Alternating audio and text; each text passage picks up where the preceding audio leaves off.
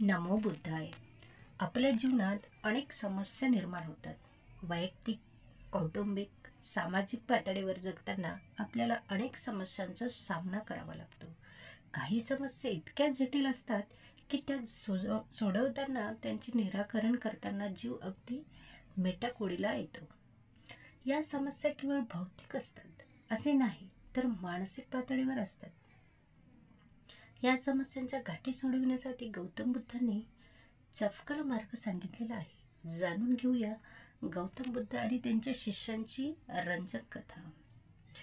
पण त्याआधी चॅनलवर नवीन असाल तर चॅनलला सबस्क्राईब करा आणि व्हिडिओ आवडल्यास लाईक करा. एकदा भगवान गौतम बुद्ध एका कपड्याचा तुकडा घेऊन आपल्या शिष्यांकडे आले.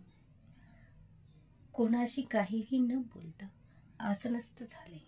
त्या कपड्याला काही अंतरावर 5 गाठी मारल्या.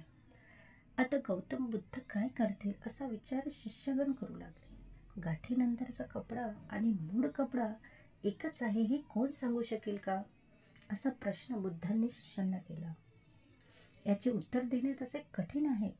एकीकडे विचार केला तर कापड तेच आहे, दुसऱ्या दृष्टीने विचार केला तर गाठीमुळे कपड्याचा बाह्य रूपात बदल झाला आहे,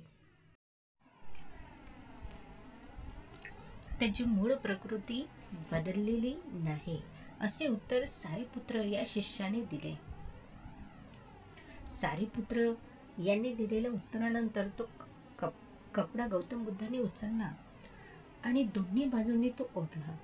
दोन्ही बाजूंनी ओढल्यामुळे या कपड्याच्या गाठी सुटतील असे वाटते का, अशी विचारणा सारीपुत्रांना केली.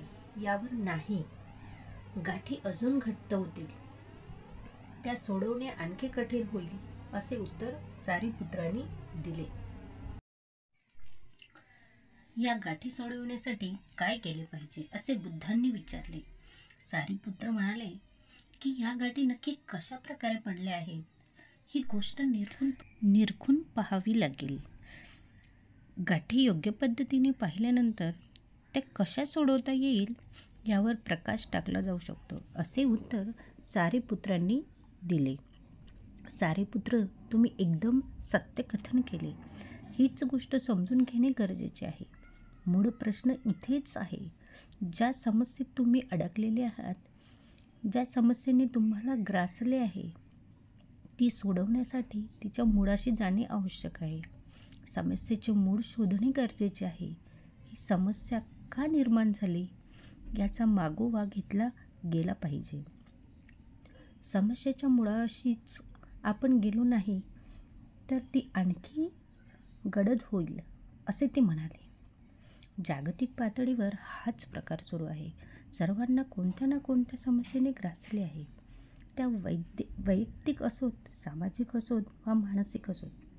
काम, क्रोध, मद, लोभ, मत्सर, ईर्ष्या यासारख्या वृत्तीतून बाहेर कसे पडायचे असा प्रश्न मानवाला पडतो. परंतु या समस्येमुळे मूळ काय आहे, या वृत्ती आपल्यातच अशा समाविष्ट झाल्या, याचा विचार कोणी करत नाही, असे गौतम बुद्ध यांनी सांगितले.